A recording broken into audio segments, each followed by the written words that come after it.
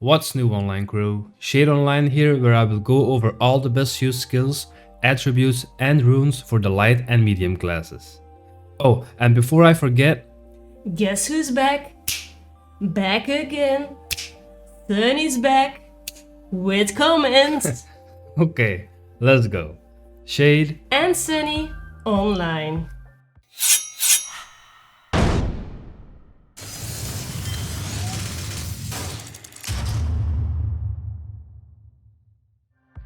Okay gamers, you know the drill. Here is a question we would love you guys to answer in the comments below. do you think all armor pieces should be able to have runes? Wait, what are runes? What do you care? You don't even play the game. But I just want to know. Let's just move on with the guide. I will provide timestamps below so you guys can jump to the class you are playing right now. But in case you want to do us a favor, Please watch the whole video. I promise you I will have a really good tip at the end of the video that could give you the build you are looking for. In this video we'll be covering all the light and medium classes first, so the video isn't too stretched out, and we will provide a heavy class video later on. Let's kick it off with the Longbow. Thanks to Yakixu, who also streams on Twitch by the way, Here is a link. I've received a very detailed review about this weapon. There are two ways the Longbow can be played. Both builds are played with full agility to maximize the damage output. Support build. The skills you want are Light-footed. This can get you out of nasty situations or can get you close to a player to blast those final arrows in their heads. This skill also benefits from iframes, which means when timed right you can dodge any incoming ultimate or attack. Bodkin Arrow. Lowers the defense of a player by 30% for 4 seconds. A great skill to fire at someone that's trying to capture a point so that your team has it easier to finish him off. Marksman.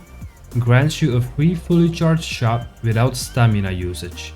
Good in combination with every skill, so always use it when off cooldown. Explosive Arrow Ultimate. This is a great skill to break open formations, holding cavalry and unit charges. Knocks units and players on the ground with a decent AoE damage. PvP build. Light-footed and the marksman skill stays the same. Rain Arrow. Close combat skill for finishing off players and is perfect in combination with light-footed since this can get you close really fast. Thunderbolt Ultimate. This skill instantly takes out 5 heavy units. You will easily hit around 10 to 15k damage on light armor and around 7 to 10k on heavy armor classes. A good finisher and the perfect combination with the marksman skill. The runes you want to use for the longbow in the PvP build are Rain of Arrows launches an extra 3 arrows when fully charged. Increase piercing penetration, piercing damage and critical value. When playing a more supportive longbow, you can swap the Rain of Arrows for more critical value. The Shortbow is a weapon class where you are more focused on either killing players or supporting your team to kill enemy players. Even though it is a bow, this class should be played close to medium range. To have the best damage, go full agility to increase your piercing damage. When dodging, you will increase your piercing damage even more, up to 3 stacks. You can also obtain stacks by hitting 3 normal arrows in a row. The skills you can use as a shortbow. PvP focused we have Stunning Shot to CC enemy players, Rolling Escape. They see me rolling. Sunny, they hate it, so please stop singing and focus on the recording. Okay, so the rolling escape, which is also like the light-footed skill, has iframes. You can dodge incoming ultimates and attacks when timed right. This requires some practice, but once you get the hang of it, you can really work on people's nerves. Indeed you do. Say what? Steel-tipped arrow, a high damage skill which also lowers the defense of an enemy player. Angry Hornets for the ultimate, and always try to land this skill up close and in the back of enemy players. Support build is the same as a PvP build, but you switch out steel-tipped arrow for the bola to have a second knockdown. This way you can bring the enemies on their knees 2 times, which makes it easier for your team or units to finish them off. The suggested runes are piercing damage, piercing penetration, and critical value. The Dualblades. This class is straightforward. You want to hunt down and prevent enemy players from killing your units. For the attributes, you are best to go full strength to increase your slashing damage. The best skills to use as a dual blade are the Butterfly, a high damage dealing skill which also makes the enemy bleed. Alchemic Vapors makes you invisible for 3 seconds and puts you back on your feet. Infiltrator makes you invisible for 30 seconds to hunt down or bait enemy players. And Marked for that as the ultimate. If you add the skill when you jump from your horse, you will have 3 abilities that make you invisible. So this means 3 opportunities to land the ambush kill to an enemy player, which deals a lot of damage. For the runes, you want to focus on slashing damage, slashing penetration and critical value. Also use the legendary rune that increases your damage by 3% up to 6 times, and the blue one that increases damage dealt by 5%. The Musket is a weapon if you are looking for high damage and killing players. However, it requires a good aim and practice. As of right now, I find it a little overpowered due to their bomb ultimate being a tiny bit too strong. For the attributes, you can make a mix between strength and agility. Full strength for your bomb ultimate or full agility to increase your piercing damage. The skills you can use as a musket are as follows. Scatter Shot. This basically is a shotgun which does a lot of damage from close distance. Fine Gunpowder reduces the reload time and increases your damage for 6 seconds. Close Combat, to knock someone down that is in your personal space. And we all know we need to keep our distance in these difficult times. True that. The Bomb Ultimate to blast down a full unit or make a player explode to eternity. Boom!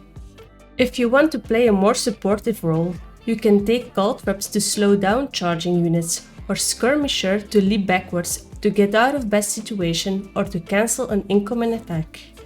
The Musket focuses on piercing damage or blunt damage if you go full strength for the Bomb Ultimate. The choice between this is entirely up to you, and you should use the runes that are best suited for your attributes build.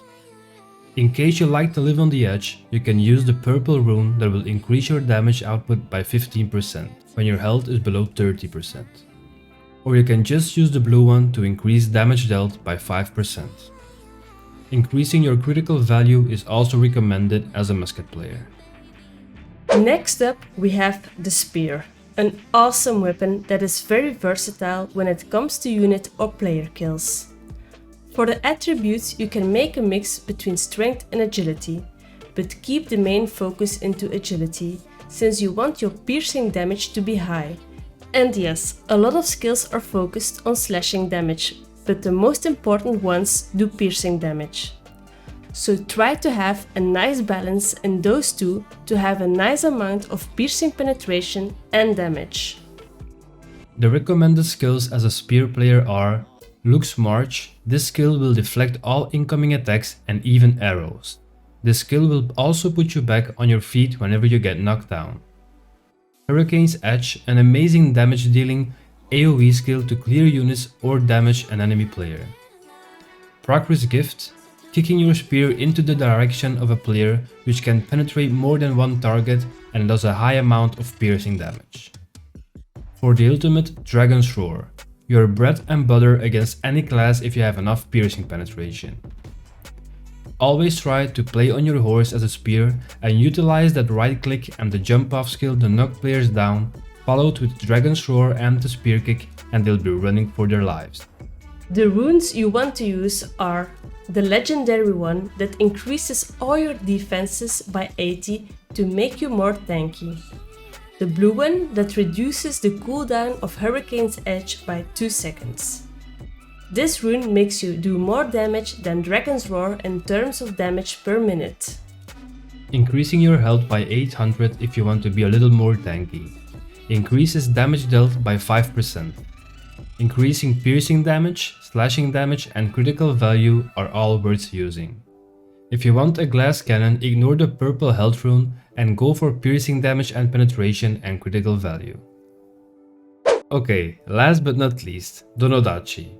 I think it's fair to say that this weapon is one of the hardest melee weapons to find a decent sweet spot in attributes. From what I've tested, going full agility to increase your slashing penetration makes you do a lot more damage. You will want to have a nice amount of this attribute if you want to kill high armored units and players. I really like the playstyle and the look of the Nodachi, but I can't seem to shake the feeling that it lacks something unlike all the other classes. Could you please elaborate? Sure. The Nodachi doesn't have an escape, nor an ultimate for which you have to fear, since it is easily interrupted and really hard to land. Fair enough. Now anyway, for the attributes I would suggest to mainly increase your agility, but also armor and toughness are points well spent for the Nodachi. As for the main skills that are being used, Bloodthirsty, to knock down players and gain 2 Bloodlust. Fearless and Steadfast, this skill will put you back on your feet for whenever you get knocked down and will give you 1 Bloodlust. Monstrous Blade, activating this skill will give you a lot of life drain, especially when you have stacks of Bloodlust.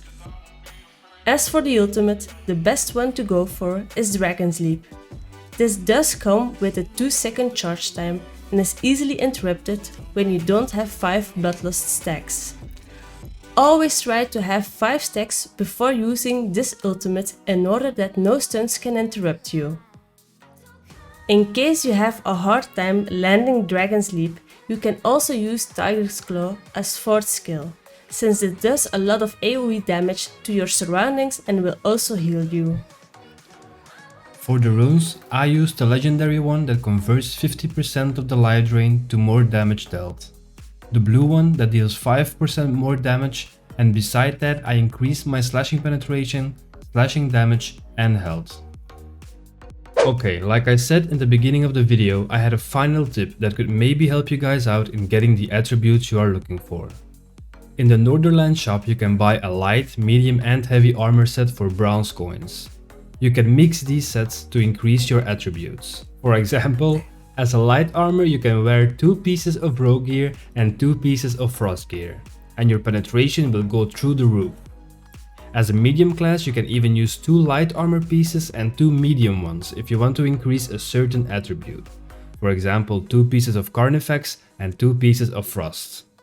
Just remember that this will decrease your armor a lot, but it could help you on the way to have the attributes you are looking for, and I hope it helps. We really do.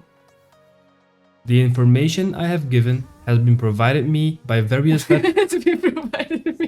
The information I have given has been provided to me by various veteran players that know these classes like the back of their hand, but it is always up to you to decide what you want to do with this information.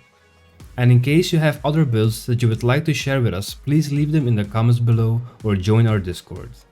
Stay tuned for the next video in which we will discuss the heavy classes.